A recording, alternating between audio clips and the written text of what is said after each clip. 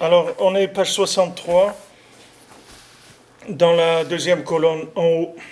Vezeprinat Ashrei Yoshve Betecha, Shenismach le Pasuk Ashrei Adam Oznobach. C'est le principe de Ashrei Yoshve Betecha, qui est écrit heureux celui qui fait partie des gens qui sont assis dans ta maison, et qui est juxtaposé avec le Pasuk Ashrei Adam Oznobach. Heureux l'homme que sa force, elle est en toi. Son audace, sa force, elle est en toi. Kikar ha'oz veitraskut le'choz atzmo b'Hashem yitbarach bechol makom shehu.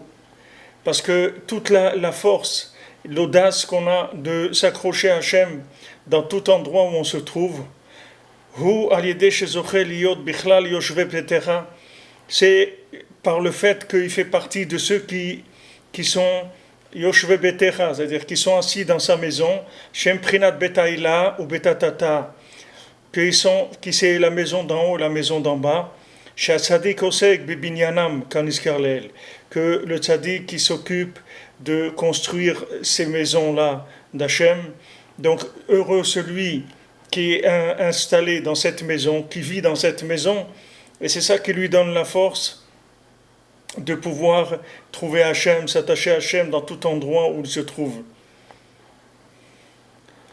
C'est-à-dire que toute la force, donc c'est ça qui donne principalement la force, que c'est écrit Asher Adam Ozlobach, heureux l'homme qui a sa force en toi. C'est-à-dire que sa force, elle vient de toi. Ashrei bevadai kizei ikar chayadoa. Heureux, bien sûr, parce que ça, c'est le principal, comme c'est connu. Valyedezei ikar amshachat haTorah, shatzadik mamshich l'Israël. Et grâce à ça, vient principalement la Torah que le tzaddik qui fait descendre dans le Ham Israël, bechol dor, dans chaque génération, al yedei prinat likutim elu, sha'ikar al yedei prinat likutim elu. Comment il fait principalement grâce à ces likutim là, grâce au fait que maintenant le tzaddik il va attendre de cueillir à chaque fois le moindre point positif, le moindre vouloir, la moindre parole, la moindre pensée, tout ce qui va être fait de positif, tout de suite le tzaddik il attrape et il en fait des éléments, des pierres de construction pour la maison d'Hachem.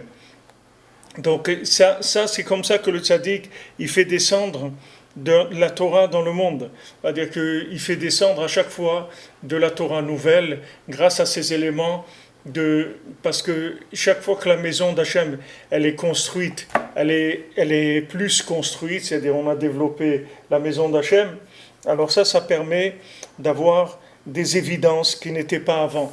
C'est-à-dire que comme vous avez une maison qui représente quelque chose, alors quand cette maison elle est construite, alors c'est plus facile de voir la chose qu'elle représente. Maintenant, plus la maison d'Hachem elle est construite en bas, plus elle est construite en haut.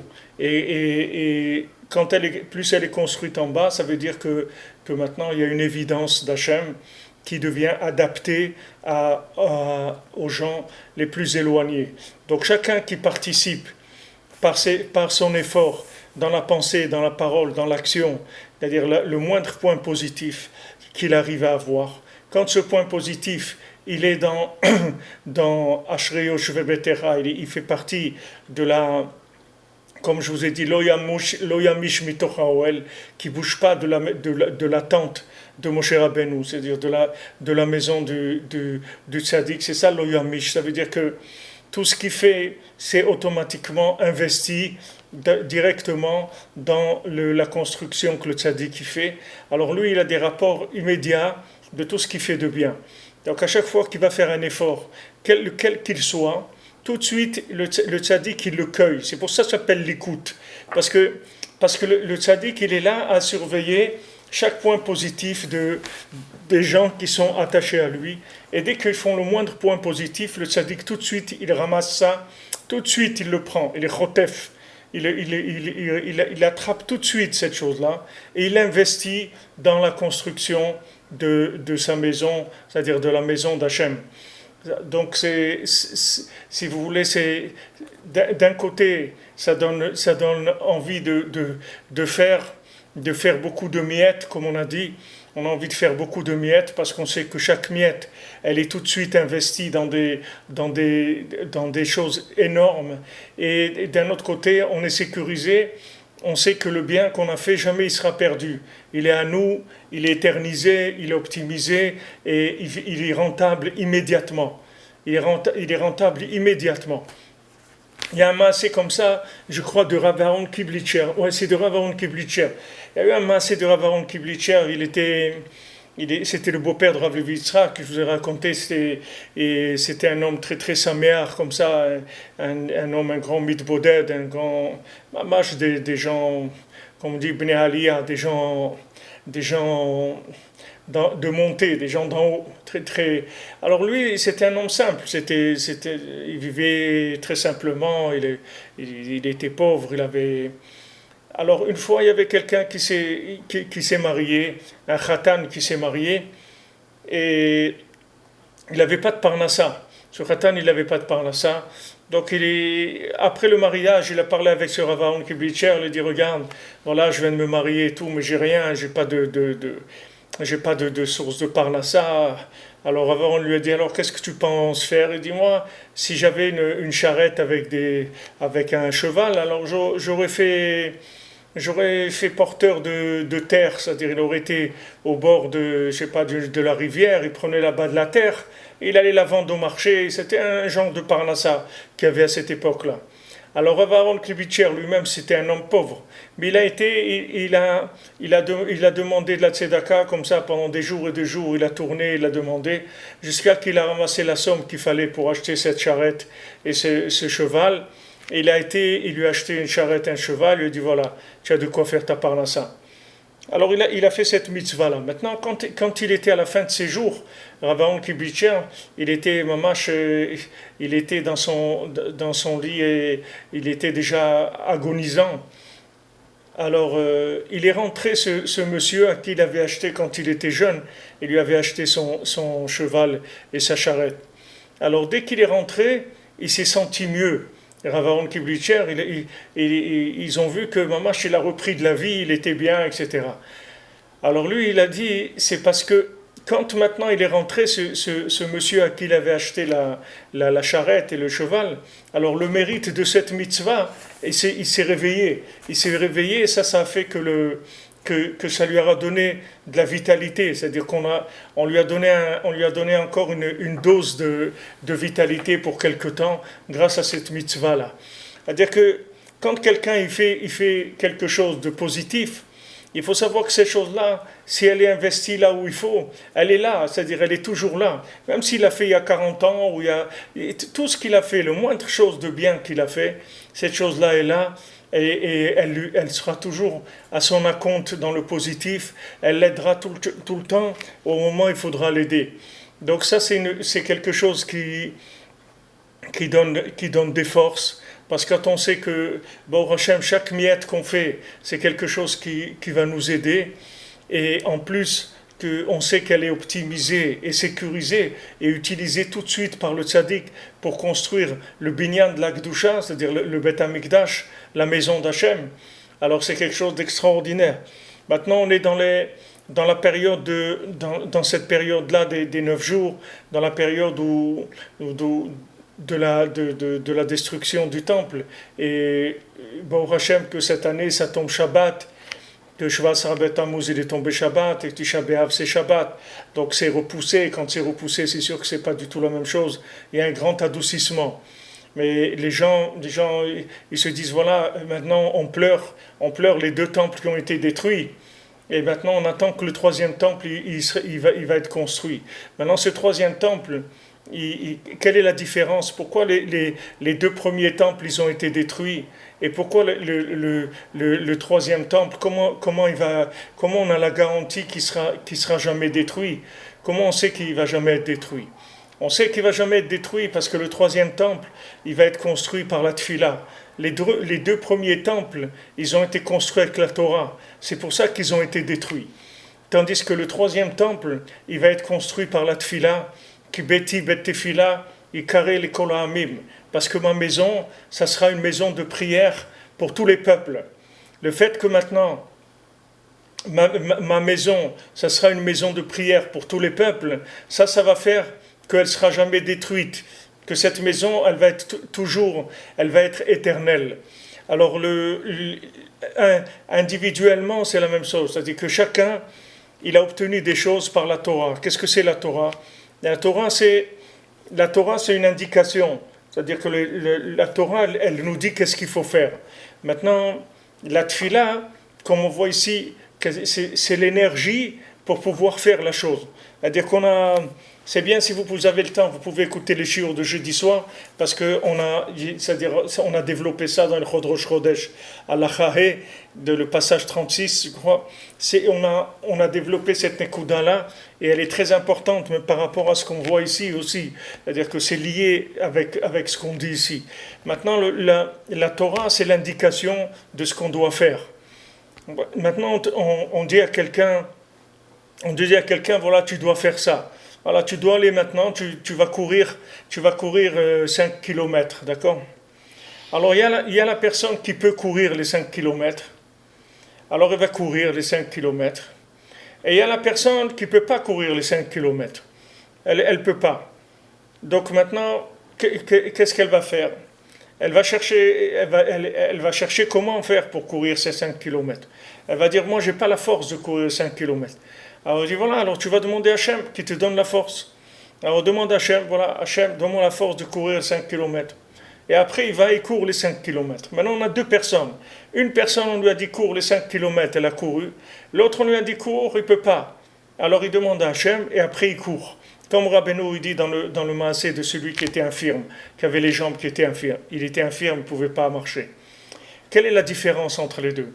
La différence, c'est que maintenant, le premier, quand on lui a donné l'indication de ce qu'il fallait faire, il a utilisé les forces qu'il avait en lui. Il avait des forces et il les a utilisées. Maintenant, c'est bien. Il a mis ses forces au service de ce qu'Hachem lui a demandé. Hachem lui a dit, voilà, tu vas courir 5 km. Et il a dit, d'accord, il y va, il fait. Mais maintenant, ça, c'est pas mégalé, ça ne révèle pas la force d'Hachem. Ça révèle le conseil d'Hachem, la vérité d'Hachem. Mais ça ne révèle pas le pouvoir d'Hachem. C'est-à-dire que maintenant, Hachem, il lui a dit, cours les 5 km. Ok, il a écouté, il s'est soumis à Hachem. Donc lui, avec ses forces, il a été, et il a servi Hachem. Maintenant, quand celui-là, c'est le deuxième, lui, il a entendu aussi la vérité.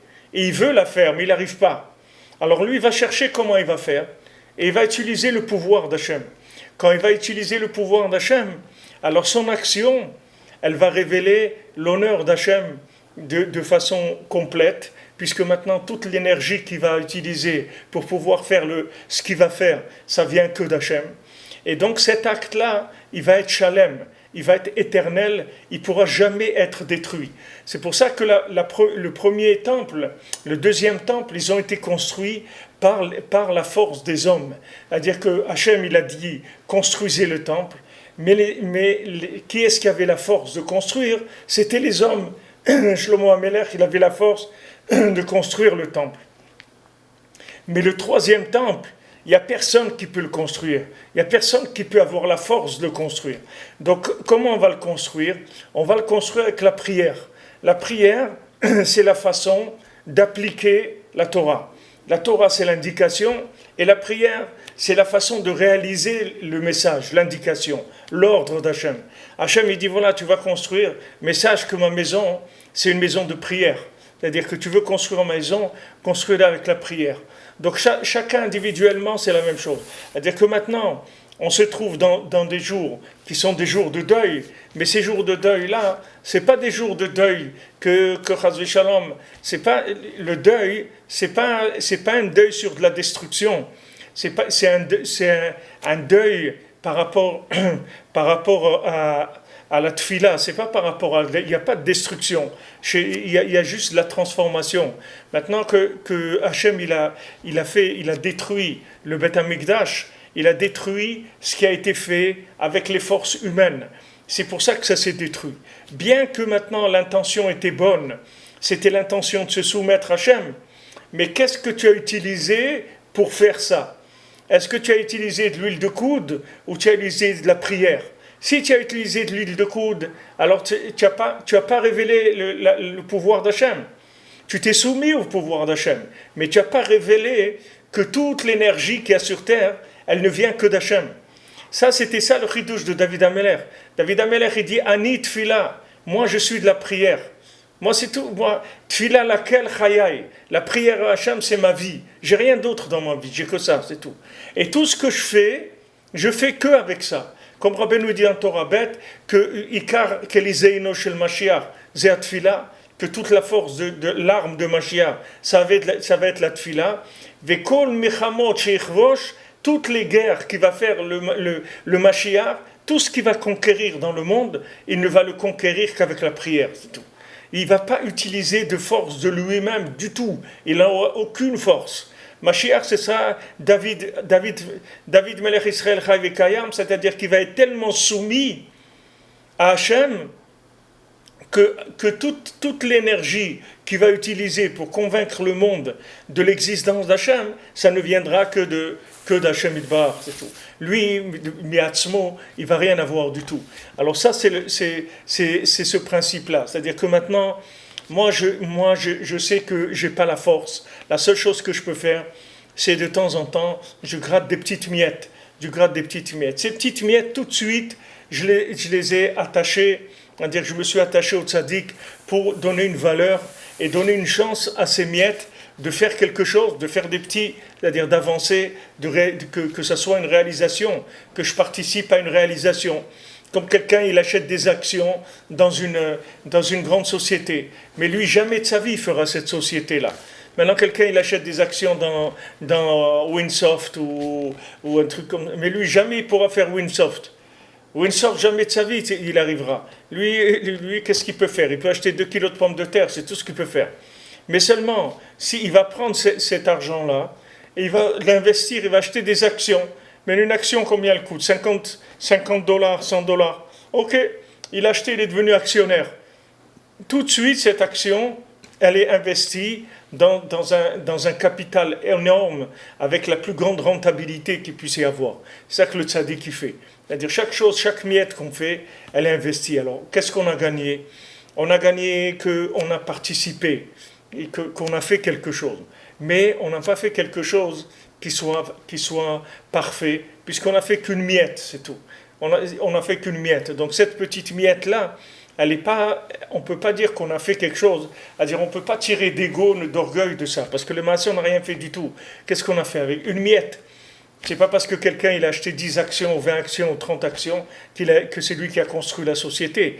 Mais les massés, si tu prends 30 actions de celui-là, et 20 de celui-là, 50 de l'autre, et qu'il y a 10 000, ou 20 000, ou 100 000 actionnaires, tu vas arriver à des capitaux énormes. Et la société, elle va être énorme. Mais lui, l'individu lui-même qui a participé, c'est toujours à un niveau petit qu'il a participé. Mais il a participé à quelque chose qui va être rentabilisé au maximum de ce qui peut être rentabilisé. Donc ça donne en même temps l'humilité, c'est-à-dire que la personne, c'est pas elle qui a fait la chose, mais d'un autre côté, le peu qu'il a fait, il est rentabilisé au maximum de ce qui est possible. Alors c'est ce qu'il dit ici. אשרי בוודאי כי זה העיקר כידוע, ועל זה עיקר המשכת התורה שהצדיק ממשיך לישראל בכל דור, שהעיקר על ידי בחינת ליקוטי אלו. כמובן בתורה אשרי העם השגחה. Comme Rabbeinu dit dans la Torah 13, dans l'écouté Moharan, Rabbeinu parle de ça. Prinat lokeach nefashot chacham. C'est écrit là-bas que le tzaddik qui prend les âmes, mais prinat ariti morim besami. C'est-à-dire qu'il prend mori im besami. Rabbeinu il dit là-bas, qu'est-ce que c'est mori im besami? Mori, c'est amer, c'est mar, besami, c'est des parfums. C'est-à-dire il prend le côté amer de la personne. C'est-à-dire que tous les problèmes, tout ce qu'il a comme handicap, et il prend aussi besami, il prend le parfum de la personne,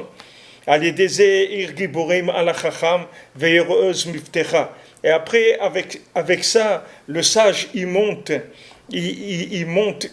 dans la ville des guerriers et il amène de là-bas de la force, il amène pour le Ham Israël.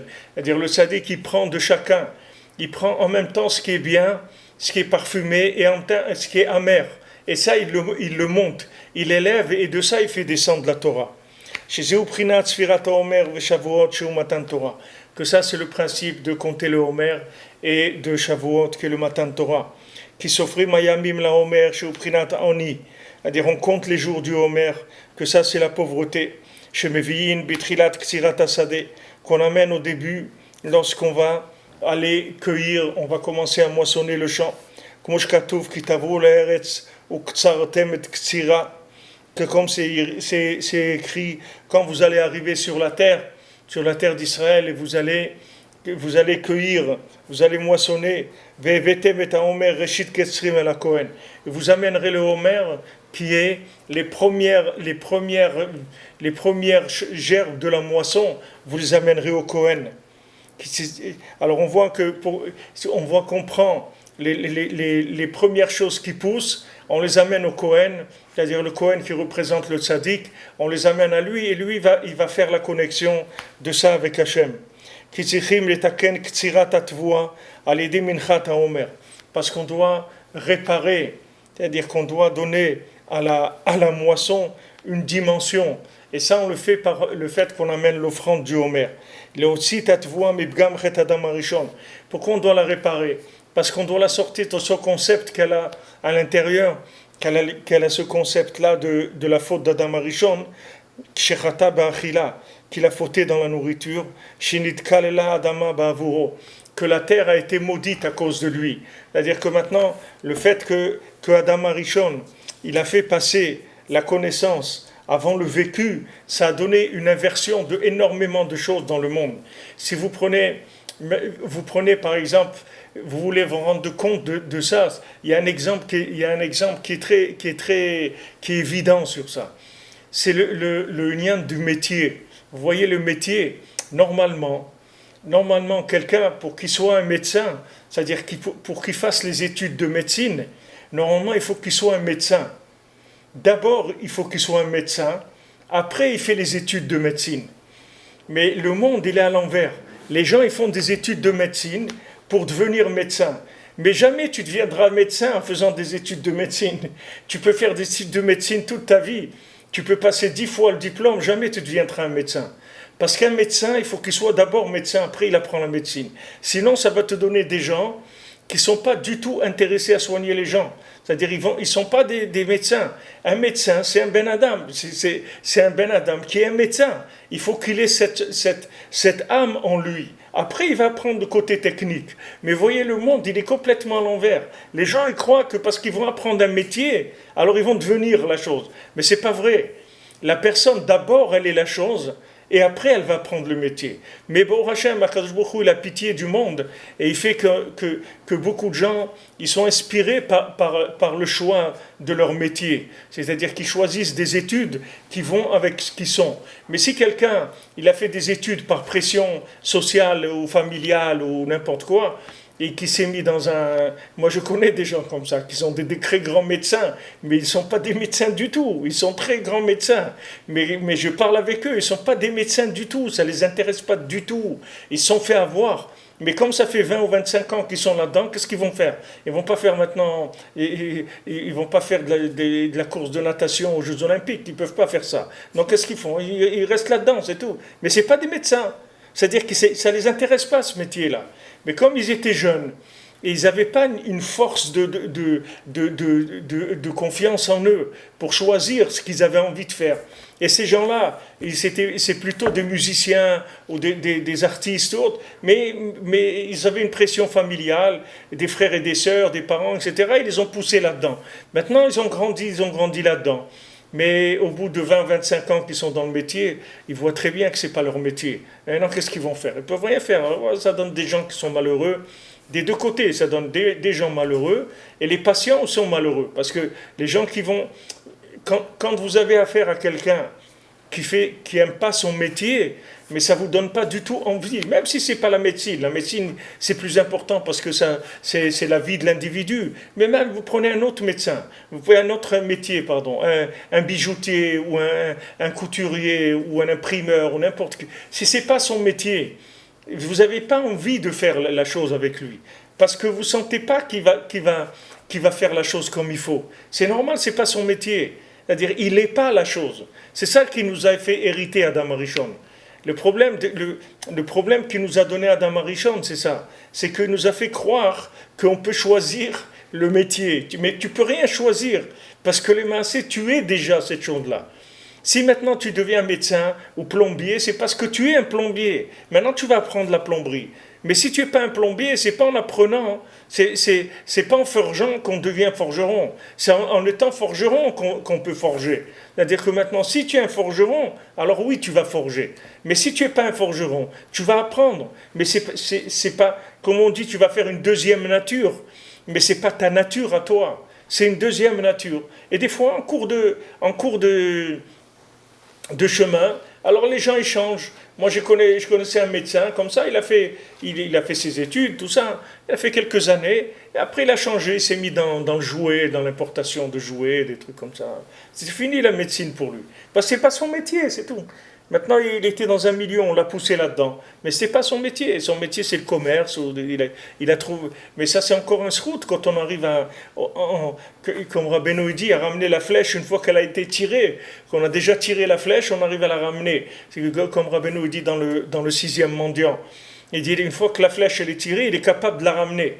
Mais c'est pas évident. Il y a des gens, ils ont tiré la flèche et ils sont partis, c'est tout. Ils sont partis comme des flèches. Ils sont plus revenus, les pauvres. Ils sont partis dans des bifurcations de leur vie entière parce qu'ils n'ont pas eu ils n'ont pas eu la émouna d'avoir le choix qu'il fallait. Et c'est un grand mérite quand quelqu'un il arrive à trouver sa place. Alors ça, c'est le problème d'Adam Arishon. Alors maintenant, comme Adam Arishon, il nous a fait ce problème-là, qu'il a fait passer l'arbre de la connaissance avant celui du vécu, donc il nous a inversé l'approche de la vie. Donc tout ce qui vient à nous, il faut l'arranger. C'est-à-dire qu'il faut le réparer.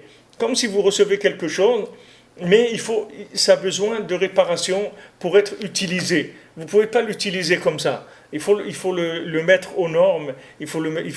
Alors maintenant, le blé arrive. Voilà la nouvelle moisson arrive de l'année, nouvelle récolte. Alors les premières récoltes qu'on prend, il faut faire avec le Homer. Il faut donner au Cohen. Parce que sinon, la récolte, elle ne va pas être réparée. Qu'est-ce que ça veut dire qu'elle ne va pas être réparée? C'est-à-dire quand on va manger ça ne va pas nous donner cette inspiration-là d'être quelque chose avant de faire Naaseh Venishma, c'est-à-dire d'être d'abord avant d'essayer de comprendre. Ça, dans le pain lui-même que vous mangez, il y a ce message-là. Quand vous mangez du pain, si le pain il a été fabriqué comme il le fallait, avec toutes les règles que la Torah elle demande, alors quand on mange, ça donne cet état d'esprit qu'on cherche d'abord à être avant de comprendre. D'abord, on est attiré par la vie. Après, on essaye de comprendre. On est attiré par vivre la chose. Après, on va comprendre. C'est pas la compréhension qui nous attire. C'est surtout le vécu de la chose. Mais ça vient du pain qu'on mange. Si le pain qu'on mange, il est à l'envers aussi, alors on ne peut pas avoir cette inspiration. C'est-à-dire toute notre nourriture, tout ce qui est à l'intérieur de nous-mêmes, ça nous fait basculer d'un autre côté. Donc ça entretient la maladie chez la personne. Nous qu'on est déjà tous malades de ça, quand on mange le pain à l'envers, alors ce pain-là aussi, il entretient chez nous cette erreur-là. Ve'Israël oskim betikunze. Maintenant, le Ham Israël, qu'est-ce qu'ils font? Ils réparent ça. Ils réparent ce problème-là de l'humanité.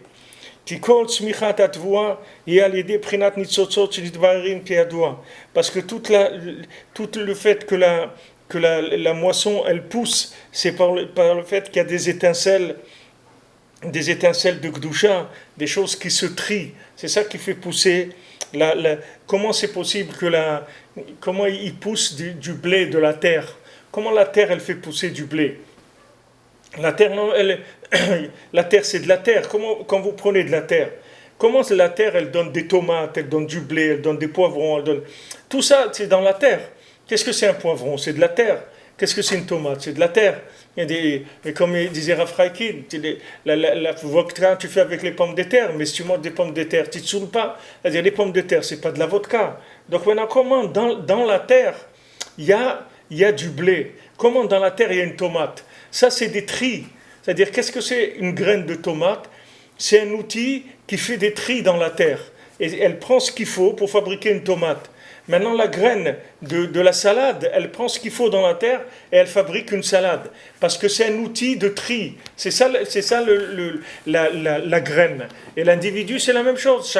Chacun, c'est un outil de tri. Chacun, il va trier par rapport à ce qu'il est. Et chacun, il a ses tris à faire. Donc maintenant, une graine, quand vous la mettez dans la terre, elle va chercher, d'après sa formule, elle va chercher les éléments dans la terre qui vont fabriquer la formule de cette graine-là. Donc ça peut donner une pomme, une fraise, une banane, tout ce qui pousse. Les mincés, si vous retournez en arrière, vous allez voir que tout ça, c'est que de la terre, c'est tout. La banane, c'est de la terre, et la pomme, c'est de la terre, et la tomate, c'est de la terre. Tout ça, c'est de la terre. Seulement, la graine, elle est capable de faire sortir de la terre ce qui la concerne pour fabriquer une tomate ou fabriquer... Ça s'appelle des birourim. C'est-à-dire, ça fait des tris dans la terre pour arriver à fabriquer cette chose-là. Maintenant, la réparation la plus grande qu'il y a, c'est pas le tri uniquement matériel qui se fait par la formule, comment on peut dire, la formule génitale, ou je sais pas comment on peut appeler ça, la formule de ce que c'est la graine. C'est-à-dire que la graine elle-même, elle est de la même chose qu'un homme, il donne naissance à un autre homme. Ça veut dire que la semence, tout ça, elle a une formule qui fait que ça fait un homme. Alors chaque chose dans le monde, c'est une formule. Mais le plus grand tri qui se fait, c'est-à-dire la plus grande réparation qui se fait, ça se fait par les mitzvot qui dépendent de cette chose-là. C'est-à-dire quand il y a des mitzvot, on voit il y a tellement de mitzvot sur le blé, toutes ces mitzvot qu'il y a sur le blé, c'est uniquement pour arriver à avoir un pain, que ce pain-là, il nous donne un état d'esprit qui soit un état d'esprit pour nous rapprocher d'Hachem et pour faire connaître Hachem dans le monde. C'est ça le but. C'est que ce pain, il arrive, qu'il n'ait pas une emprise dedans de détournement de façon de voir la vie. Sinon, le pain, il détourne la personne. Elle va manger et elle va avoir envie de certaines choses qui ne sont pas la vérité. Ces choses-là ne sont pas la vérité. Ça vient du pain qu'elle mange. Donc il dit ici que le ikar du tikkun, ça se fait par les mitzvot qui dépendent de la moisson. Valken kol kabbalat Torah b'shavuot, talta b'tikkun ksirat advua. C'est pour ça que tout le fait qu'on reçoit la Torah à Shavuot, tout ça, ça vient par le fait de la ksira, c'est-à-dire le homer, c'est-à-dire qu'on vient couper les premières gerbes de blé. À l'aider à homer chez Azmitrilim Yeme Asfira, que là on commence les premiers jours de la Sfira. Maintenant, dans tout ça, dans tout ce système-là dont on a parlé maintenant, c'est-à-dire de toute cette usine de fabrication, comment elle fonctionne, le principal se fait par l'offrande du pauvre, Kanis Karleel, comme c'est mentionné avant. Donc ça, c'est ce que je vous avais dit avant, c'est-à-dire que maintenant, la Torah, elle a besoin aussi que la pauvreté de l'homme. C'est-à-dire que s'il n'y a pas la pauvreté dans les capacités de l'homme, alors la Torah, elle pourra jamais se réaliser avec la révélation du nom d'Hachem. Elle se réalisera comme une méthode de vie qui est valable, comme tous les gens qui essayent d'expliquer les mitzvot avec de la logique, en disant que voilà, la cacheroute, ça ça amène de la santé, ou quand quelqu'un il garde les lois de pureté familiale, c'est bon pour la santé, c'est bon pour avoir des enfants, etc. Qu'on voit que de façon médicale, alors ça amène du bien. Mais nous, c'est pas ça qui nous intéresse, parce que quand le mitzvot emuna, nous on sait que toutes les mitzvot, c'est que de la emuna. Dans les mitzvot, il n'y a pas de logique. Il y a aucune logique à être mekayem les mitzvot. C'est-à-dire quand on fait une mitzvah, on ne la fait pas par la logique. On l'a fait par emuna, c'est tout. Parce que c'est Hachem qui a dit de faire ça. Donc maintenant, quand le Hani, il vient amener son korban, il vient amener son offrande, et que son offrande, elle est réduite au minimum de sa participation, donc c'est ce qui va permettre la plus grande révélation d'Hachem dans le monde. Parce que maintenant, lui, il est pauvre, donc il n'a pas grand-chose. Donc qu'est-ce que tu attends de lui? Rien du tout. Il n'a pas grand-chose. Ne crois pas qu'il va t'amener un bœuf ou une vache ou un taureau ou un mouton, rien du tout.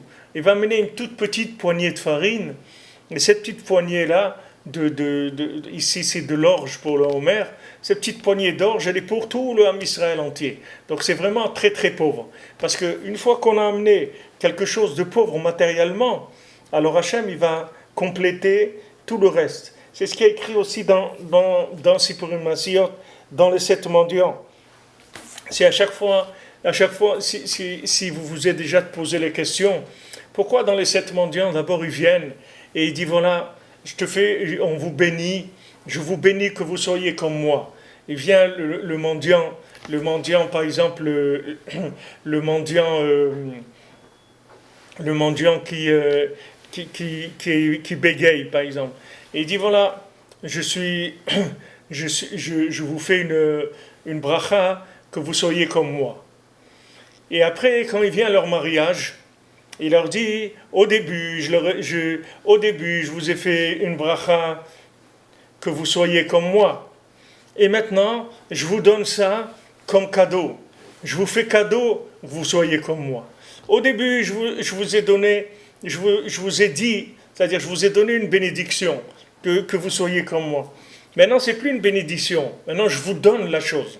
Quelle est la différence entre le fait qu'il les bénisse et qu'il leur donne la chose? Quelle est la différence entre les deux? La bénédiction, c'est la Torah, comme c'est écrit Birkat Torah. C'est-à-dire qu'au début, ce qu'il leur donne, c'est l'information de la vérité. Il leur apprend la vérité. C'est ce qu'il fait au début. Il leur dit, voilà, la vérité, c'est ça. C'est sachez que dans ce monde-là, voilà ce qu'il faut choisir. Il faut que vous choisissiez le bien. Le bien, il se trouve là. Il se trouve dans la parole de Gdusha. Le bien, il se trouve dans les yeux de Gdusha. Il se trouve dans la chokhma de Gdusha. Il leur donne, chaque mendiant, il leur donne la vérité. Il leur dit où se trouve le bien et où se trouve le mal. Ça, c'est ce qu'il leur donne l'information. Ça, c'est la bracha.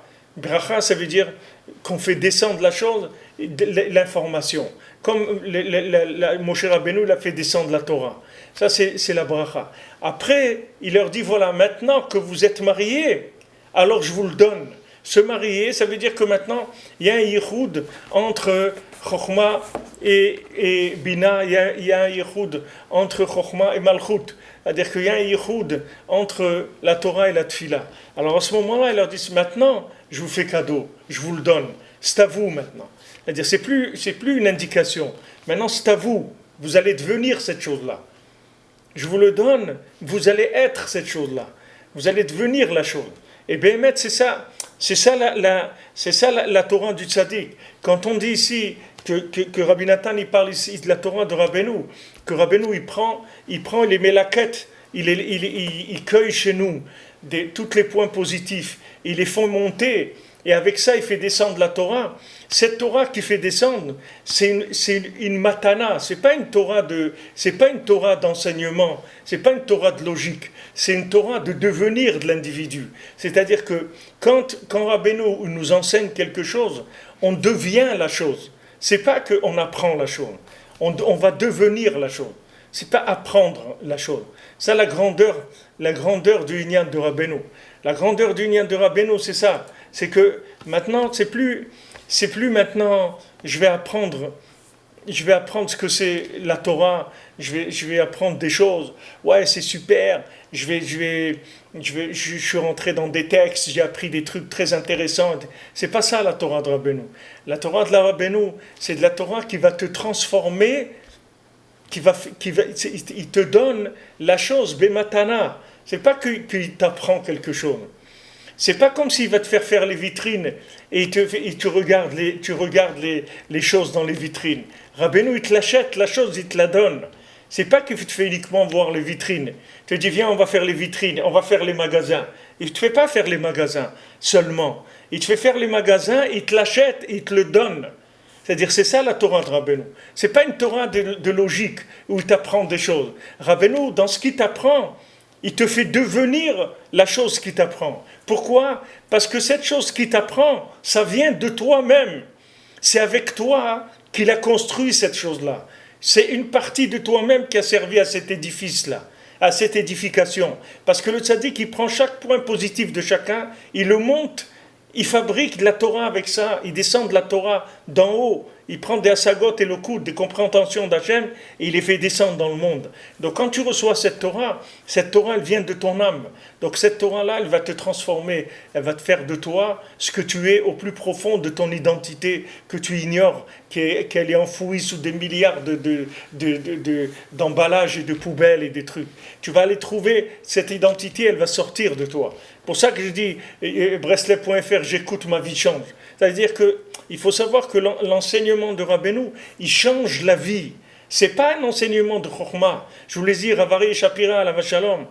Ravari et Shapira, Alav Shalom, quand il faisait le matin, tous les matins, il avait une yeshiva, il dit c'était sa yeshiva, elle s'appelait Anshe Midot. C'est avec ça qu'il a commencé le Ravarouche. Ravarouche, au début, quand il a commencé il y a une trentaine d'années, il a commencé avec Ravarié. Ravarié il faisait un chiour, c'est comme ça, petit à petit, des gens ils sont venus et après ça a grandi. Mais Ravarié, il avait deux yeshivot. Une elle s'appelait Anshemidot et une s'appelait Kumironi. C'était pas des yeshivot en mur, c'était des yeshivot virtuels.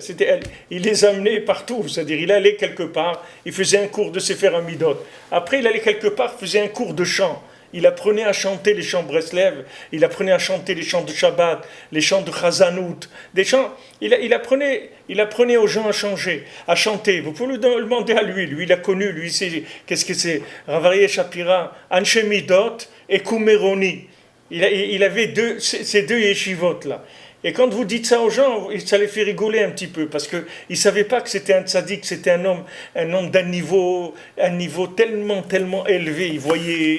C'était un homme qui voyait, d'abord il connaissait toute la Torah, l'Iglé, le Nistar, tout, il voyait très très loin, c'était un homme qui voyait très loin. Et il avait ces deux yeshivot.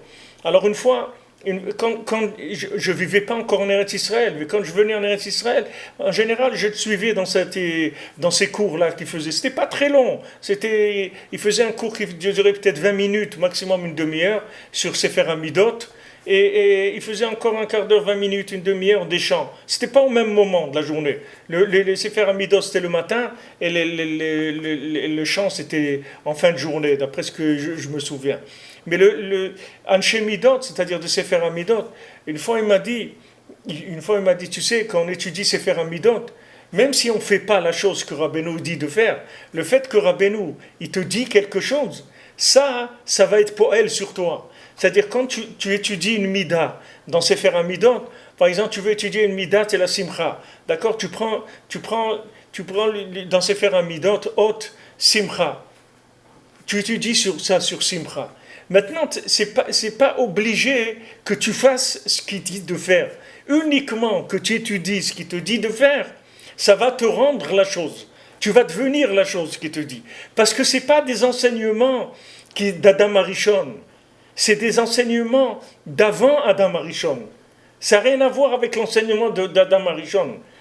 Vous comprenez ce que ça veut dire? Ça veut dire que, imaginez-vous que vous découvriez un langage, ce langage, il vous fait devenir comme des formules.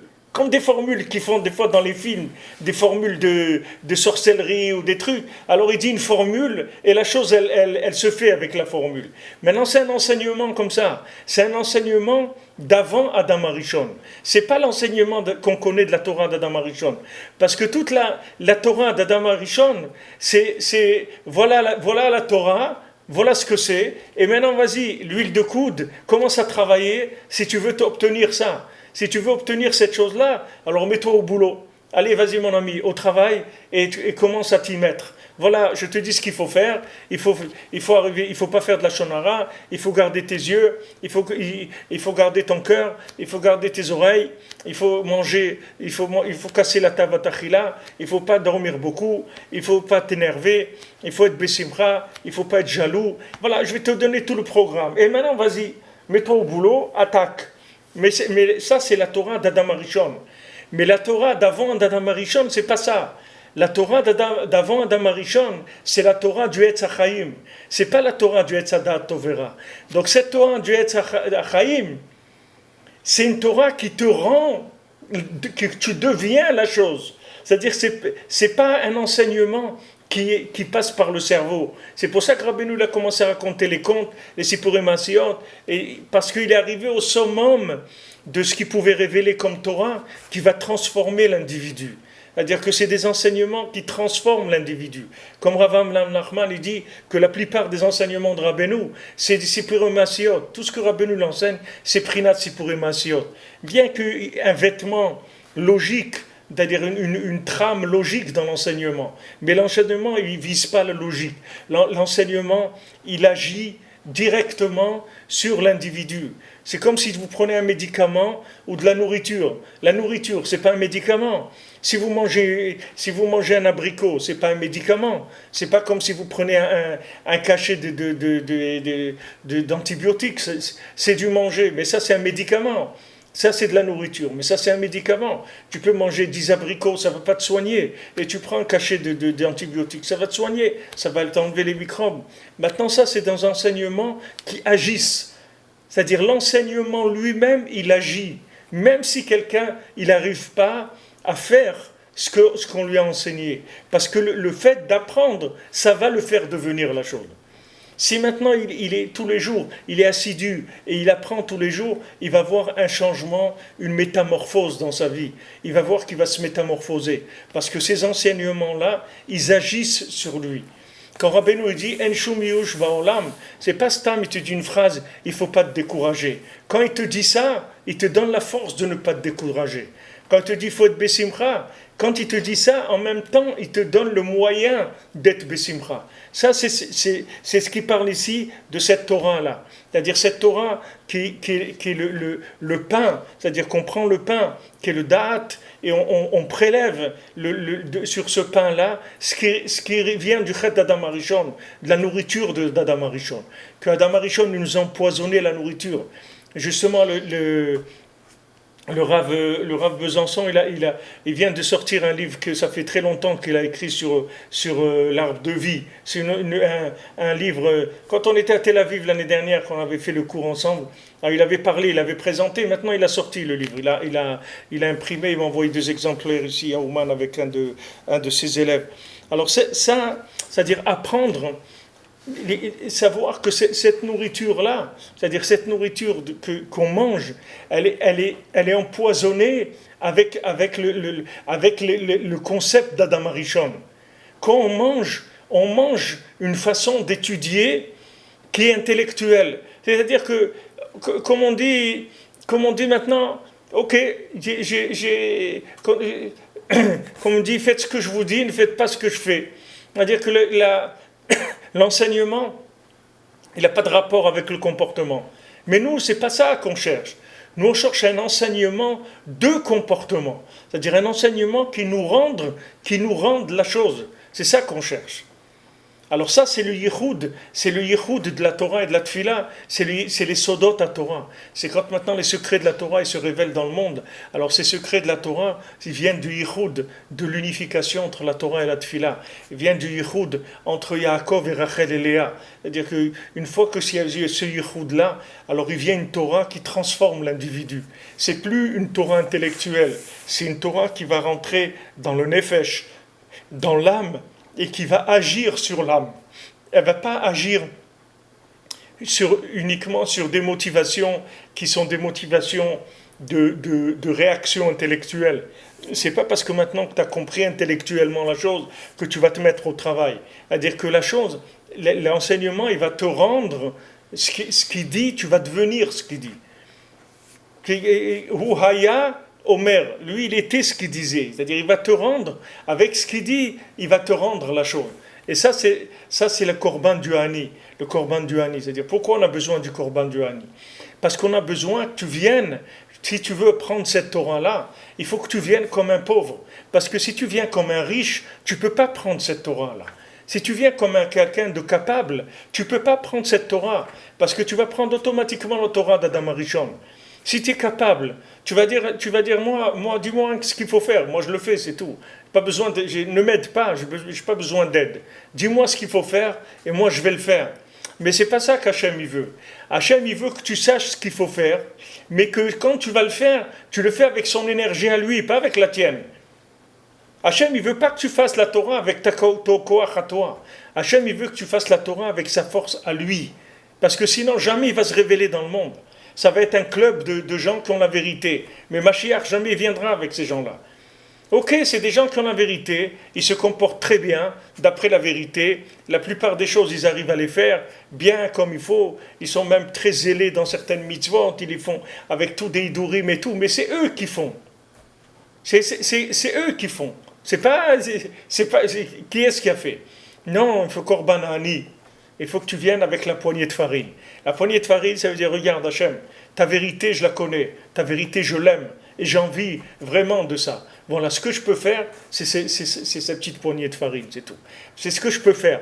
Maintenant, sur cette poignée de farine, tu vas maintenant, toi, mettre toute l'énergie qui manque. Toute l'énergie qui manque, tu vas la rajouter sur cette poignée de farine, de manière à ce que l'enseignement, ça devienne un enseignement de vie. C'est-à-dire que tu fasses que ça devient Etzraim hi la machazikim ba. C'est-à-dire que ça devient mamash un arbre de vie pour ceux qui s'accrochent. C'est-à-dire que ceux qui s'accrochent, c'est-à-dire qu'ils amènent un korban ani, un petit peu de farine, et ils ne se découragent pas. Au contraire, comme il dit Rabbi Nathan à son fils, justement, parce que tu te sens tellement éloigné, comment tu dois être Bessimra, que quelqu'un de tellement éloigné, il arrive à faire tellement de choses qui sont bien. Donc sois joyeux, au contraire, de ton éloignement. Au contraire, parce que le fait que tu es loin, ça va permettre à Hachem de rentrer dans la course. Sinon, tu ne laisses pas Hachem rentrer dans ta vie. Comment Hachem il va rentrer dans ta vie? Si tu es quelqu'un de capable, Hachem ne peut pas rentrer dans ta vie. Quand est-ce qu'Hachem il va rentrer dans ta vie? C'est quand tu vas avoir capacité minimum et le vouloir maximum. Et que tu vas venir chez Hachem, tu dis, regarde Hachem, moi je veux, mais je ne peux pas. Je ne peux pas, mais je veux. Mais toi, tu as le pouvoir. Donc, toi, tu peux tout. Alors, vas-y, aide-moi à faire. Donc, c'est pour ça que vous voyez comment il trame tout l'enseignement avec en même temps le nyan du tzaddik, en même temps le nyan de Adam Arishon, en même temps le nyan du Ratson qu'on a vu, du Ratson chez Beretzonot, en même temps le Korban Hani. Tous ces éléments, il faut les attacher ensemble parce que c'est qu'une seule chose. C'est la méthode de la Torah messianique qui a commencé déjà à l'époque de Rabbi Shimon Bar Yochai, mais qui était encore interprétée avec des cerveaux cartésiens. Les cerveaux, ils étaient encore carrés. C'était des secrets de la Torah, mais ils étaient encore carrés. Alors que le secret de la Torah, tu ne peux pas l'utiliser avec de la logique. Tu ne peux pas étudier la Kabbalah avec de la logique, parce qu'il n'y a pas de logique dans la Kabbalah. La Kabbalah, ce n'est pas de la logique. Mais petit à petit, il y a des écoles qui en ont fait, même de la Kabbalah, ils en ont fait de la logique. Alors que le but de la Kabbalah, ce n'est pas de la logique. Le but de la Kabbalah, c'est de l'énergie. Rabbeinu dit que quand tu étudies le Zohar, ça te donne de la force pour étudier n'importe quoi. C'est-à-dire le Zohar, il t'ouvre les portes que tu peux étudier tout ce que tu veux après. Le Zohar, il ouvre l'âme que tu peux après étudier tout ce que tu veux. C'est-à-dire que c'est ça le sens du Zohar. C'est Patar ve'amar. Rabbi Shimon, il ouvrait sa bouche, c'est tout. Et Hachem, il parlait dans sa bouche. Raya Me'amna, Moshe Rabbeinu, il parlait dans la bouche de Rabbi Shimon. C'est-à-dire, tous les tzadikim, ils parlaient dans la bouche de Rabbi Shimon. C'est-à-dire qu'il faut arriver à ce que cette Torah, elle ne passe pas par mon cerveau. Elle ne passe pas du tout par mon cerveau. C'est-à-dire qu'elle vienne directement de mon âme. Que l'âme, elle fasse sortir la connaissance. Et cette connaissance-là, c'est une connaissance qui transforme l'individu. C'est pas qu'est-ce que tu as rien à faire, c'est tout. Tu as juste à avoir confiance dans cet enseignement et dans le tzaddik, c'est tout. Et tu verras que ça va te changer ta vie. On ne te demande pas des forces de toi-même. Rien, une poignée de farine. Tu peux amener une poignée de farine, c'est rien du tout. Alors tu amènes une poignée de farine, c'est tout. Et avec ça, cette poignée de farine, là-dessus, on va construire toute l'édification de tout ton comportement, de toutes tes midotes, de tout. On va agir sur toi à travers ça. C'est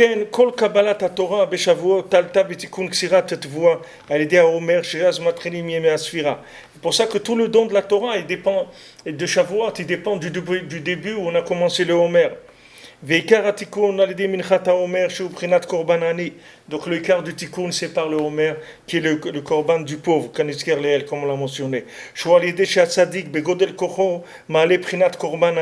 Que maintenant le tzaddik, il vient il est tellement fort qu'il prend cette offrande-là du pauvre, qui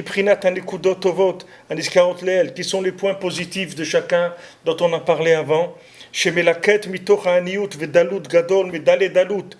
qu'il vient cueillir dans la pauvreté de l'individu, dans la misère dans laquelle se trouve l'individu.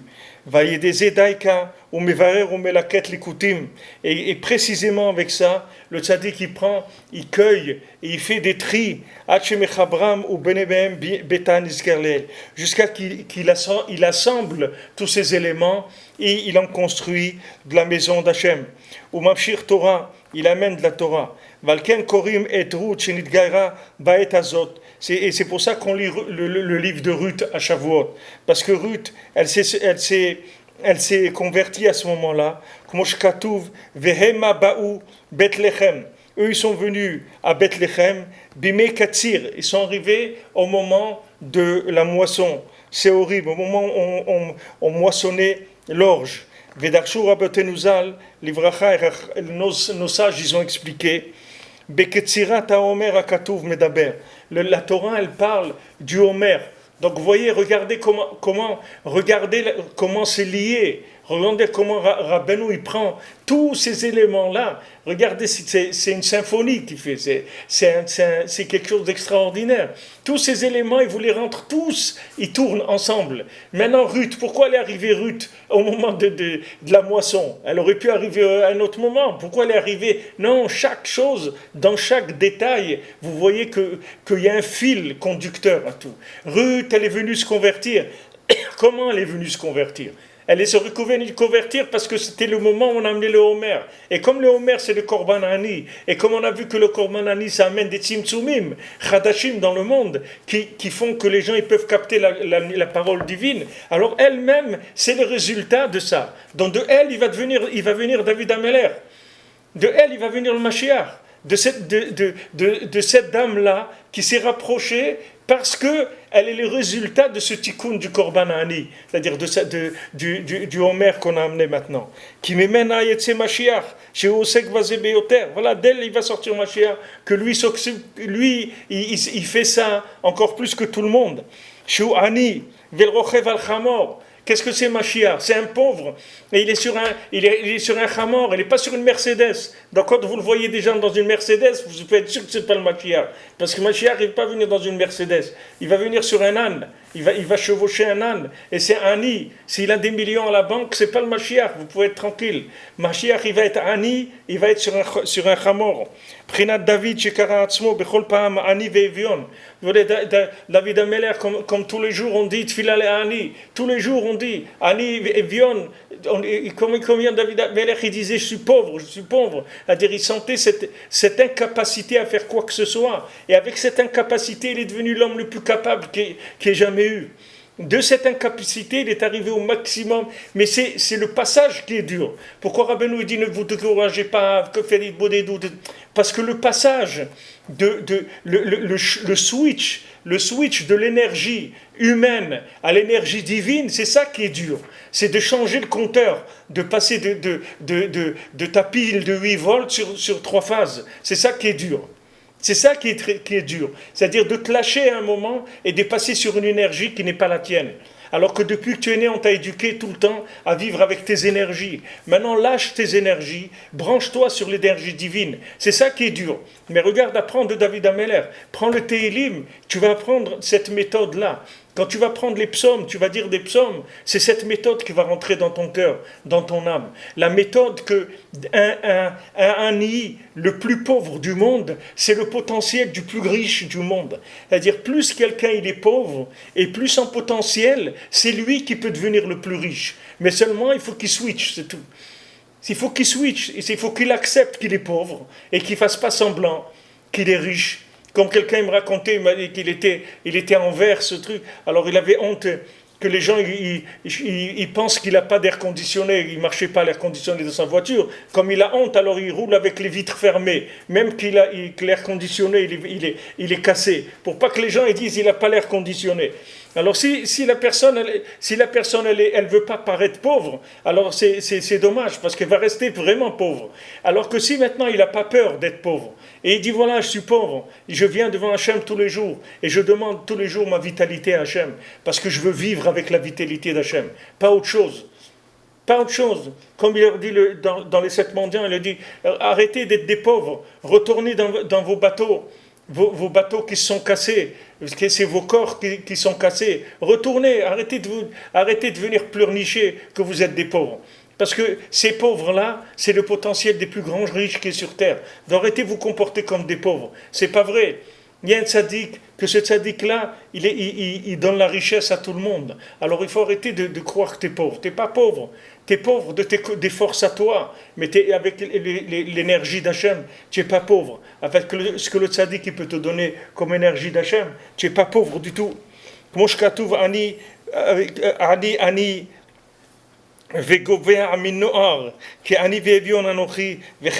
combien David Amelech il dit ces expressions. Et c'est qui est écrit pour Ruth, elle a cueilli dans le champ. Je vais aller, je vais cueillir. Et depuis le matin jusqu'au soir, elle cueillait.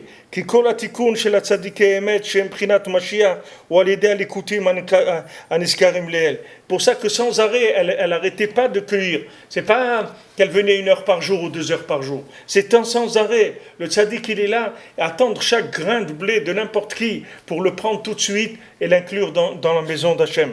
Et avec ça, il amène toutes les Yeshuot, tous les Tikkunim, tout le Binyan de Beth Amikdash. Il va se faire de cette Aniyut-là. Parce qu'Hachem, il a brûlé les 2 temples.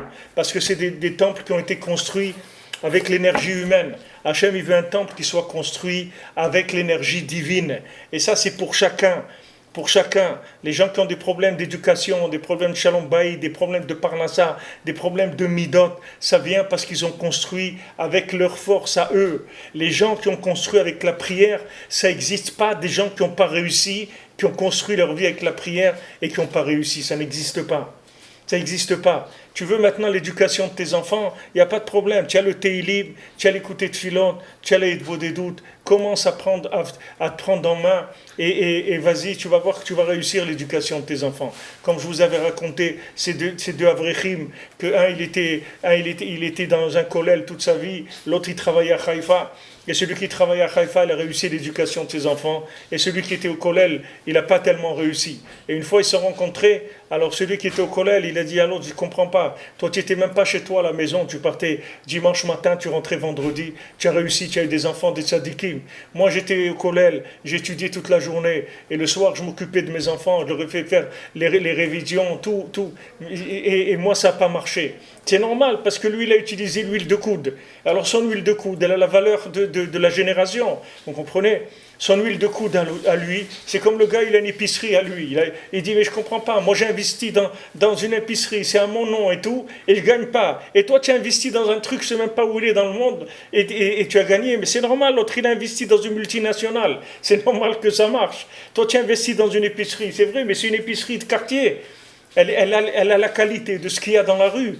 Mais lui qui était à Haïfa, que tous les soirs quand il finissait son travail, il faisait tout le Sefer Tehilim. Il disait à Hachem, voilà, Hachem, ça c'est pour l'éducation de mes enfants. Je ne peux pas être à la maison, voilà, je te fais un Tehilim et toi tu t'occupes de mes enfants. Il a réussi parce qu'il a donné l'éducation de ses enfants en les mains d'Hachem. Et c'est sûr que ça marche. C'est sûr que ça marche. Si tu donnes à Hachem qu'il fasse, lui Hachem quand il fait quelque chose, ça marche tout le temps. Il réussit tout le temps. Hachem il est tout le temps matzliach. C'est le da'at, ce da'at-là, de ce qu'il dit ici, c'est le da'at messianique. Celui qui arrive à attraper ça, c'est le da'at messianique. C'est ça qu'il va y avoir dans le monde. C'est ça qui va se répandre dans le monde. C'est-à-dire que arrêtez d'être des pauvres, vous n'êtes pas pauvres du tout. Vous êtes des super milliardaires, mais seulement au potentiel, c'est tout. Parce que vous ne savez pas sur quoi vous investir. C'est pour ça que vous croyez que vous êtes pauvres. Vous êtes pauvre de vous-même, mais vous êtes très riche des tzadikim, d'Hachem. On est très riche parce que pour Hachem, tous les tzadikim, ils sont dans le ciel, ils sont en train de prier pour nous. On est très très riche. Mamash très riche. Quand il y avait Rav Levi Yitzhak, il était avec Rav Eliyahu Chaim Rosen quand ils avaient été condamnés à mort parce que c'était des Breslevers. Ils s'appelaient Breslevers anti-révolutionnaires. Quand ils les ont arrêtés à Ouman, ils étaient à la prison. Le gars de la prison, il ne veut même pas leur tirer une balle dans la tête. Il dit, je ne veux pas, ils ne valent pas cette balle. Je veux qu'ils explosent sans la balle. Je ne veux pas leur tirer une balle dans la tête. Je veux le gars du KGB. Et les envoyer à Kiev pour être exécutés. Et la femme de Rav Levi Yitzhak, elle a rêvé de sa mère ou de son père, je ne me rappelle pas qui c'était, qui lui a dit, tu sais, dans tous les tzadikim qui est à Tveria, c'est-à-dire tous les tzadikim qui sont enterrés là-bas à Tveria, tous les talmidim du Baal Shem Tov et tout, ils sont tous en train de prier pour eux, pour ton mari et pour son ami. Il dit, pour ton mari, ça va, ça passe, mais ton ami, comme il y a un petit peu des affaires, un peu d'argent qui était là-dedans, c'est un peu plus dur. Mais sache que tous les tzadikim, ils sont en train de bouger tout dans le ciel. Et quand ils sont arrivés à Kiev, le gars qui les a reçus là-bas, c'était le khatan d'un Breslever qui était devenu communiste, qui avait tout lâché de la Torah. Et son beau-père, il lui a dit, regarde, tu fais pas la Torah, tu as tout lâché. Arrange-toi au moins dans ta vie, une fois, fais une tova, un Breslever. Alors arrange-toi au moins ça, de faire une fois une tova, un Breslever.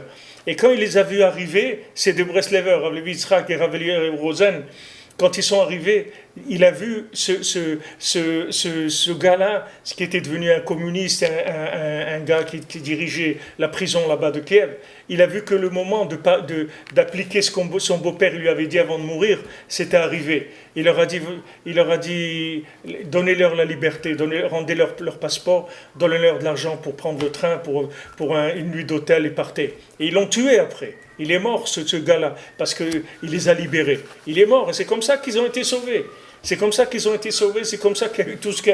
Regardez sur quoi ça s'est... Regardez sur soi, ça s'est construit. Alors c'est pareil, chacun, il a les tzaddik, il a tous les tzaddikim, ils prient pour lui. Il ne faut pas avoir peur. Tous les tzaddikim, ils prient pour nous. Seulement, il faut se remettre entre leurs mains, c'est tout. Si quelqu'un croit qu'il va jongler, il va se débrouiller tout seul, c'est dommage pour lui. Mais sachez que les gens les plus faibles qu'il y a sur Terre, ce sont les gens les plus forts.